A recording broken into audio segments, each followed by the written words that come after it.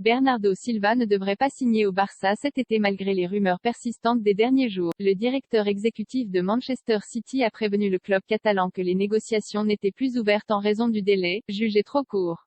Il est un peu tard pour parler des arrivées et des départs, a lâché Ferran Soriano, le directeur exécutif de Manchester City, interrogé sur Bernardo Silva dans des propos relayés par l'émission Ketty Jude de la Cadena Ser. Une façon de mettre fin aux rumeurs autour d'un éventuel départ du joueur au Barça, annoncé avec insistance du côté du FC Barcelone. Le joueur, qui avait même un accord avec le club catalan selon plusieurs médias espagnols, devrait rester au moins une saison de plus à Manchester City.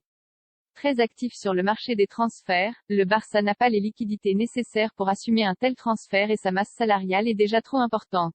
L'arrivée de Bernardo Silva au Camp Nou serait conditionnée par le départ de Frenkie de Jong de Catalogne.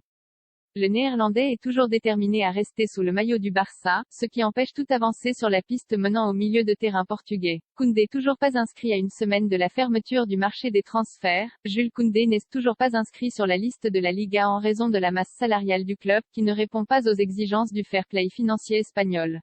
Une clause lui permettrait même de quitter libre la Catalogne s'il n'est pas inscrit d'ici au 31 août. Le temps presse pour le FC Barcelone, qui a donc d'autres priorités, avant de penser à boucler un éventuel transfert de Bernardo Silva. En attendant de pouvoir jouer en Liga, Jules Koundé devrait avoir du temps de jeu ce mercredi, à l'occasion d'un match de charité entre Barcelone et City, destiné à collecter des fonds pour la lutte contre la maladie de Charcot. De même que Bernardo Silva, qui portera la tunique des Sky Blues.